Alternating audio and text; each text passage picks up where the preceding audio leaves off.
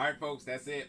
It's the finale episode. I gotta read this because it's such a tongue twister. I want to say it wrong, but this is episode 5, Masters of the Universe, Revelation, the Forge of the Forest Forever. The Forge of the Forest Forever. The Forge of the Forest Forever. The Forge of the Forest Forever. Bam. All right. You are indeed. I was thinking about it. Have the power. I was thinking about it. It's one of my limited qualities. What a conclusion. Skelegod. What you think about the design? I mean, I saw the H. So that was cool. But then that makes me wonder, like, you know, why wasn't it like he get like an S on his chest or some shit? Yeah. You know, but anyways, the horns, the fact that he was like all bursting with magic, that was dope. I hope he's not that big, and I think it was just astral projecting. I think that was like symbolism because he did do the big punch thing in the beginning. Yeah. Right. Yeah. Yeah. I wholly thought that we were gonna get we still could though. Yeah. A He-Man that's a Teela. Yeah, I think there's a lot to accomplish. Let's talk about the whole season really quick before we talk about this. Just soft questions. Overall, how did you think the 5 first episodes done so far? Well, you know, they told the story. They told an actual really succinct story of who Teela is, what she's been going through, where she is now, and where her possible futures are leaning, or where her possible position could be. So if they wanted to make her the focus in these first 4 or 5 episodes, they did a pretty good job. Excuse me. Yeah. What you think about for the uncasual fans? How do you think this is for them? For the casual fans or the non-casual? The non-casual fans. Yeah. I want to say that the diehard fans for this series are going to have gripes. They're doing a lot that they're not expecting, and then because as I'm watching this, I'm remembering all of the theories that were coming up in these Facebook groups. Like that door to Preternia was initially assumed to be a door to Etheria. Okay. You know, like maybe they were going to go get She-Ra for help. I mean, people were just coming out of the woodwork with a lot of ideas and it was all conjecture. Yeah. So seeing how it was just like WandaVision, again, another Marvel reference. As soon as you see what they're actually doing, as opposed to what you thought they may be doing, it kind of leaves a sour taste in your mouth because you wanted what you thought so bad. It always is. Yeah, everybody wants fantasy book things, you know. Me, on the other hand, I was along for the ride. I did not like certain things, but I do have questions. Like, if everyone is dead, as in Preternia, everyone that was a hero, then why is Orko? Yeah. Why is Orko not coming back? Now, why is he not there? Right, and I am gonna watch that beginning part one more time, just in case there was something that was said. But that was the first thing I said initially. It was like, wait, where is he at? Because Mossman is back, and considering his ability, now he's one with the Force. He is the Force. He got an ultimate upgrade here. I wonder if there's like any discrepancy about the flaws of where do you go once you die. Prince Adam, came back. So he can't go back. Yeah, so like the rules here, and then I knew that was gonna be a thing. King Grayskull also was like he's like, heaven's good. I'm pretty good here in paradise. I'm not going back. So it's things like that. You just kind of wonder. But I think overall, I'll take the story and the plot out of it for a second. Overall, the animation was really good. The investment was definitely there. I definitely wanted to see this all the way out. I'm definitely intrigued to see where the next 5 episodes go. When they're released, how they're marketed is another thing I'm also interested about. The score, I thought, really brought the cinematic feel at times when it was needed. It also brought that emotion when needed as well. So like the construction of this was done very good to me. And then again, the story, I think, will have a little bit of something for everybody. There's nothing I can look at this and say I did not like, because I think it would be extreme nitpicking.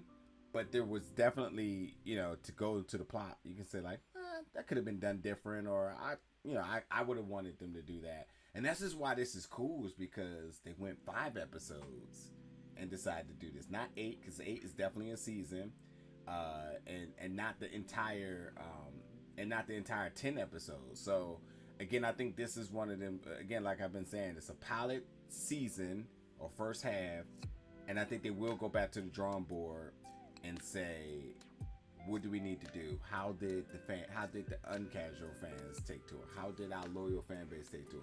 How many new random people turned into this? And how many families are turning into this? How many people are taking their kids, and saying, this is what I grew up to, and all those kids continue to watch it. And it's easy to study the analytics there, because once we watch it once or twice, we'll probably cut it off. Kids will run this dry if it's successful. They will run this over and over and over and over, and they're able to pick up on that. So overall, I do think that this had made tremendous strides going forward. To talk about the story, though, rest in peace, Oracle. One more time, or Oracle, because that's his name.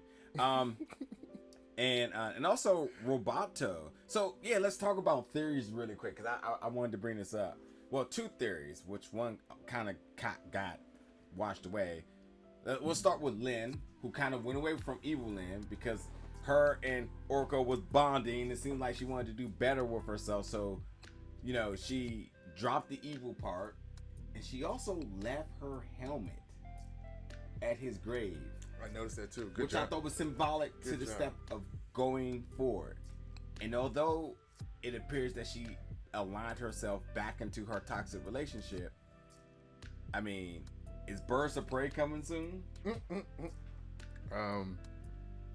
It's a Harley Quinn reference, right? Because I mean, honestly, the way she made that turn at the end to just say, "Let me go back to my assume the position" type shit. That was disappointing. Yeah. It was disappointing, but I have the mindset to know that, at least to think, that this is just a setup for the rest of the season.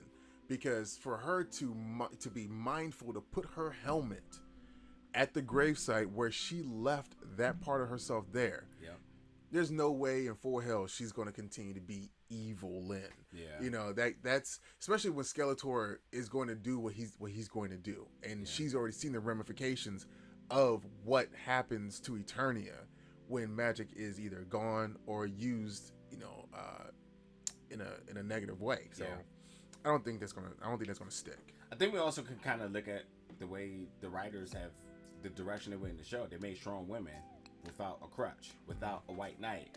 So why would they revert back to that at the very end? So I think it is a ploy of saying I'm more dangerous aside him than to be right in front of him. To be against him, she can basically do the most damage in house. And I also think she may hit him with a swerve, just like he hit him with. It's like, oh, thank you for like carrying me around. I think she may end up doing something like that too. So that could be interesting. But honestly, I think that this really is like, it feels like it's a handoff from Adam to Teela. That's the big thing to talk about. I feel like this is going to be not a. Well, if it's not She-Ra, then what are they gonna call her? That's gonna be the final question. Let's come back to that, because that's the biggest question here. Roboto, who clearly had the biggest deal. He had the impossible task.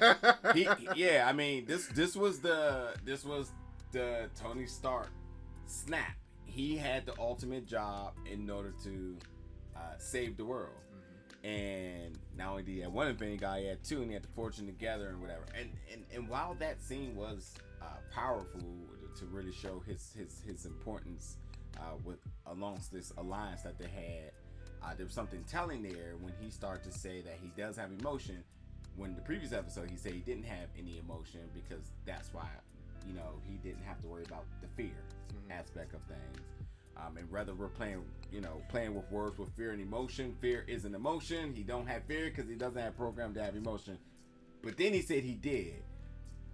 And while that seems like a contradiction, I start to think, once he started saying he was a miracle, what did that mean? He wasn't just created mechanically, because mechanically means he could just get rebuilt. But the fact that miracle, when you say miracle, people like to think luck or magic or any of that sort. And there's one big elephant in the room that we can only theorize on, but I think we're at some point we're going to get, it's going to be told, and that's that Duncan clearly has something with Sorceress, which clearly has something to do with Teela, which is why I linked over to Demetrius and I said, I bet you Sorceress had something to do with the creation of Roboto, and I bet you she was like, this is all good, like 99% good, but let me just sprinkle a little razzle dazzle on it. Yeah. See, okay, basically Roboto was artificial intelligence. We all know from all the Terminator movies and everything else that as soon as a robot starts thinking a little bit too, on a higher plane of existence, that singularity happens where they can start again, another Marvel reference, Vision. If as soon as Vision or Ultron. That too. Yeah. As soon as you start thinking on a level where you can start saying I or me, myself, then there's like I said, it was a singularity, but I mean, there's a level of awareness that you have to acknowledge that this person is a living being simply because that awareness can translate into having a soul. Yep. And if that power core inside of Roboto was, had a little bit of mysticism, razzle dazzle, hip hop chicken sprinkling crack shit on it, then what we can assume is that he really did start to feel based on what he thought, and what he thought was real enough for him. Yeah. So I'm just going to go with Roboto was a miracle, like he said he was, and he died in the way that he did, like a hero. And, it sucks that we only had just those real 2 episodes with him. Yeah. To really get to know who he was. But, if this is something to set up another series altogether, then whatever. So when Prince Adam went to Preternia, he went back as his lesser self, when all the other champions went back as, their beefy other side. I don't think there's much to really discuss in that, because it kind of all was like, first of all, he was pretty content too that he was just up there. Then all of a sudden, I guess he started asking questions, and he was like, "Yeah, I'll go back home. That seems like the right thing to do." Just to walk through the portal and almost get washed right away. Well, he didn't know that was an option. Yeah. Okay. He didn't, but then at the same time, he was. I mean, it was heaven. Yeah. He was. He was hunting. He was doing what they would do up there. So, I can see why he would be content. Shit, why not? Yeah. So yeah, again, to Evelyn, again, I still think the Harley Quinn thing is where that kind of goes. Skeletor stabbing Prince Adam from the back, and while I said 2 episodes how this show walked off the ledge of violence, well, what do you know, folks? The first time we've seen blood, it was in this episode. And I think you had to do it this way because you have to show the significance of Prince Adam's injury. Not death, but injury.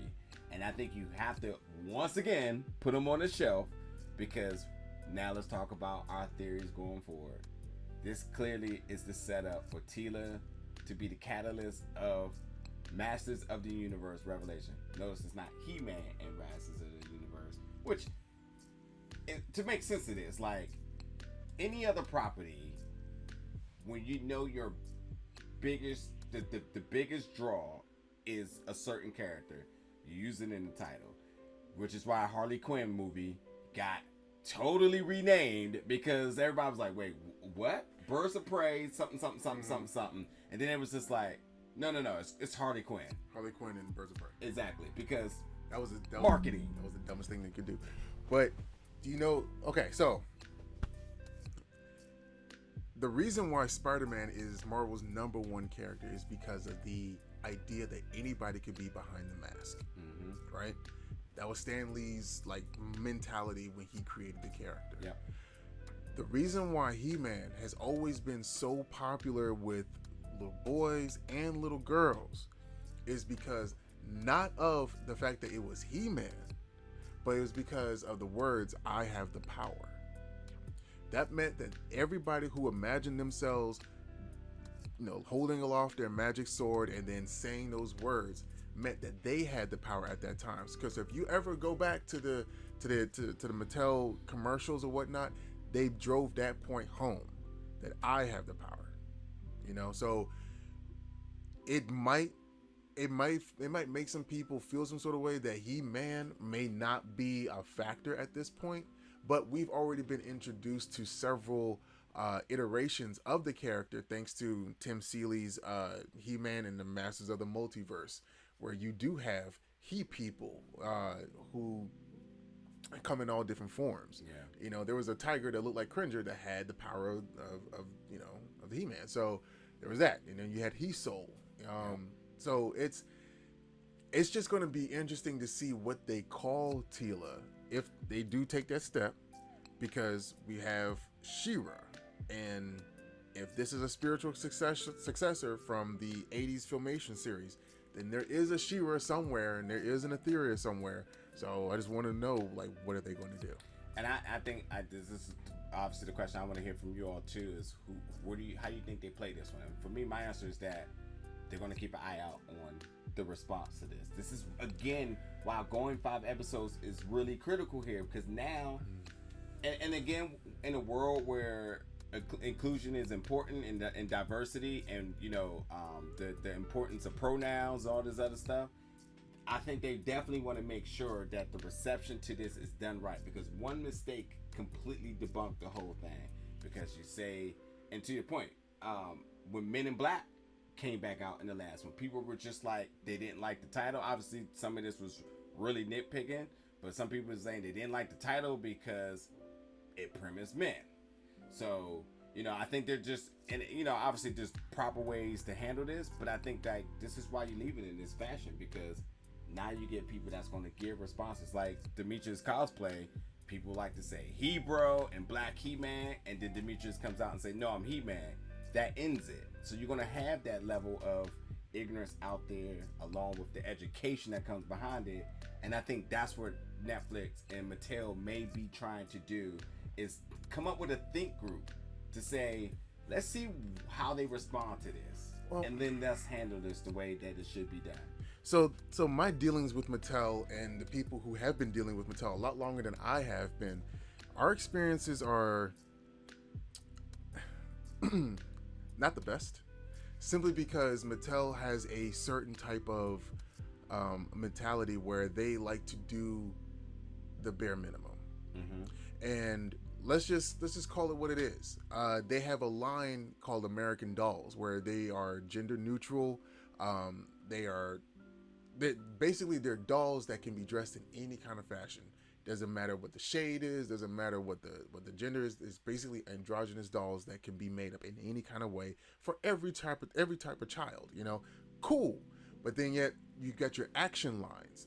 And their action lines, again, here's another Marvel reference, are dictated by somebody who is very much of the Ike Perlmutter mentality, where they want to have a very conservative and very tried and true line of materials for this whole line, because it's as old as it is, and they know their fan base to be as conservative as it is, even though you do have a lot of fans that really do want the diversity that comes with a planet that has people who are animals and people who are different types of folks in general. So I can only say I hope that Mattel is making a turn for the better. They do a lot of virtual signaling. Are you familiar with virtual signaling? Yes. Okay. And if you're not familiar with virtual signaling, they will hop on a trend that seems to be progressive in order to get dollars. I mean, I said that in the very beginning of this, is that, I mean, I didn't use the term, but that's exactly what they were doing. They the decision to take your recognizable protagonist and antagonist out of this to push the agenda of strong women is a noble thing to do if it has noble backings. My thing, as I cover pro wrestling, anybody that watches my other content knows that I talk all the time about how certain wrestlers get a push in February, and it's like, so when when I see other wrestlers do things that are black in a certain period of time, I start to say like, when I see them to do other things for other wrestlers, I start to think, why is there a bunch of South Asian Pacificers getting pushed?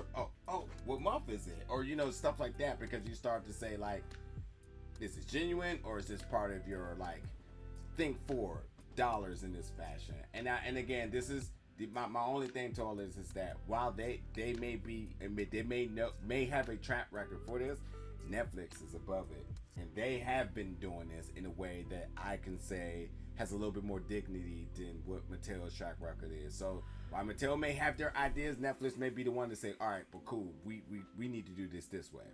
Toys sell, but people only see this by looking at the biggest streaming service right now in the world.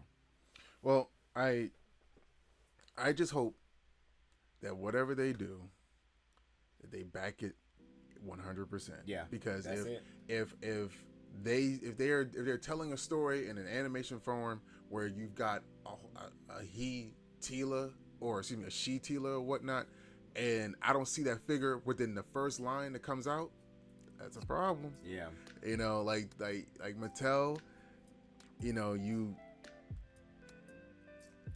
know who I am. I've spoken to your legal team, and there's a couple other people who know who know that you know them, and you have in the past taken ideas from them, Joe Amato. So my thing is, I hope that you are under new management, and that you are seeing the tea leaves the way that everyone else in the world is, not just your conservative fan base who may have been a mainstay, but we're trying to bring in new people. Yeah, bringing in new people means new dollars. Yeah. and I even go as far as saying like, maybe she don't have to be a she, he, or anything, man, woman. Let's start something new. Give her a whole new name line. If Skeleton God could become a thing and doesn't, has the H, doesn't have the S, I get that provides some continuity with how the other champions were, but this character Teela has been a complete rebel about the traditional ways of how things are in Eternia. So I think when she gets to name herself, she needs to step out on a limb, and it needs to be something completely unique that does not have its own trend. And I think that the champion. I will be with it. I will be with it. Because she was called Man at Arms. Yeah. But champion, I think that would be a little bit more fitting for Teela, because she's actually going through the trials. Like she's going through Herculean trials in order to get to this point where she has to save the planet. That would be good. So just call it Masters of the Universe, and then like champion, because they keep calling them that. As much as we've heard the words Endgame in Infinity War or whatever, we're sitting here wondering what's going to be the name of the last movie in this Infinity Saga series, and it turned out to be fucking Endgame. So, it was right there in the trailer. Call your champion. Yeah. Gender neutral. Not to mention, to your reference to Black Panther in our last episode review, you talked about when you go to that plane and you meet all the other Black Panthers. Did say that, didn't I? See, I'm smart too. And then he became the Black Panther. Until she went there and she's doing the same thing to go back to be the champion. She went to the home of champions, and she comes out being the champion. And I think that's a safe way to go. And I think it's forward thinking for everything you want to do in the universe. And I think there should be no discrepancy or anything of that sort. And hey, it's going to happen though. Just because anybody can wield the sword at any time, He-Man still exists. That's something else. That's something else. I thought the person had to be chosen or worthy, But anybody who could just get the sword, like that is something. Not worthy. Woo. Oh, by the way, when what's his name looked at the castle. What's his name? God, why was it with the eyes? Oh, Triclops. Yeah, Triclops. When he looked at the couch, he's like, oh shit. That was my favorite. Well, folks, look, we want to hear your theories about this, your thoughts about this whole first season. We watched it one time. I definitely am going to go back. I think we're going to get together. We're going to have to talk about it again after we can watch it again. As one clean slate, see things we picked up on, and really, like, you know, put this into perspective. I'm about to sneeze, but yeah, definitely jump in the comments. Let us know your thoughts about this first season, the first half of it. And this is the final episode of this first part season. So yes, it's 5, but there will be 5 additional coming at some point later this year. You can stay tuned for that. We'll be covering that. But let us know your thoughts about the first 5 thus far. What would you like to see Teela be called? I would like to see that too, just so that, you know, Netflix and Mattel can say, like, I saw that on their video, you know, if that means anything. But nonetheless, yes, let us know in the comments what's your thoughts about this. And Demetrius, it's been a pleasure for the first half. I'll see you I see you all the time, but I'll see you in a couple of months for the rest. And right. Yeah, thanks for tuning in, folks.